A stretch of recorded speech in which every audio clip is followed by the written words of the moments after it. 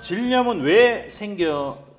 그리고 어떻게 하면 예방할 수 있나요? 질염은 산부인과 병원에서 감기와 같은 간단한 질환이라고 얘기를 합니다. 별로 위중하지도 않고 간단한 질환이지만 감기가 그렇게 자주 걸리는 적은 없거든요. 그래서 어떤 질환이 있을 때 그게 자주 반복이 된다면 어떤 다른 문제가 있는 걸 항상 고민을 하셔야 합니다. 산부인과적으로 해서 가장 흔한 질환 중에 하나인 질염은 일상생활의 불편을 유발하고 삶의 질을 좀 떨어뜨리는 질환이고요. 원인으로는 세균의 종류로 따지면 원축류라고 해서 좀 큰 균이 트리코모나스 질염이 있고, 그 다음에 일반 세균, 대장균이나 피부균들, 그 다음에 이제 캔디다라는 곰팡이 균주가 있습니다. 이런 균주들은 독특하게 배 안으로 들어가서 복막염을 일으키거나 하는 균주는 아니지만 국소적으로 염증을 일으키고 대개 분비물이나 냉이나 간지러움증을 유발할 수 있습니다. 그래서 생기는 원인은 면역력 얘기도 하고 하지만 주변 환경이 가장 중요하다고 생각합니다. 질 쪽의 환경이 약산성이 돼야 되는데 그 약산성이 뭔가로 깨지면 이상 세균이 자라고 그 세균 때문에 생기는 현상들이 질염입니다. 그래서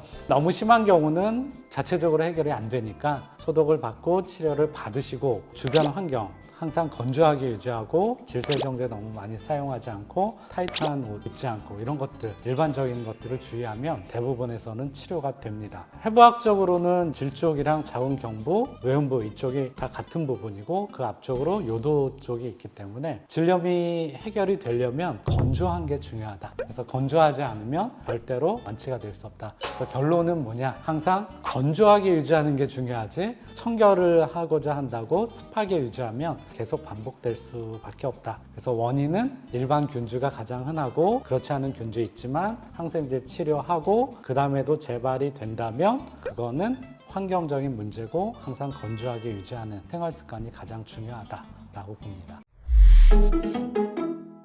가드넬라 질염이 있으면 양수 파열이 조기에 오나요? 이것도 카더라 통신 중에 하나일 수도 있는데 네. 원래는 가드넬라라든지 마이코플라즈마나 세균성 질염이 그 양수 파열을 일으키고 도산을 일으킬 수 있는 원인이 됩니다만 그게 그렇게 흔한 경우는 아닙니다. 그렇지만 임신 전에 발견이 되면 치료를 하고 임신하시는 게 좋고 임신 중간에 분비물이 많거나 그러면 그때그때 치료하시면 실제로 파막이 돼서 조상이 되는 경우는 그렇게 흔하진 않습니다. 그러니까 너무 걱정하지 마시고 조금 마음 편하게 증상 있으면 항상 주치의 선생님이랑 상의하시면 대부분 문제가 없습니다. 네. 폐렴구균 백신. 우리 가족이 접종하니까 근거가 중요합니다. 국내 허가 이후 10년 이상 사용되었으며 접종 후 실제 효과가 확인된 화이자 폐렴구균 백신 프리베나 13. 확인하세요. 근거. 화이자 폐렴구균 백신.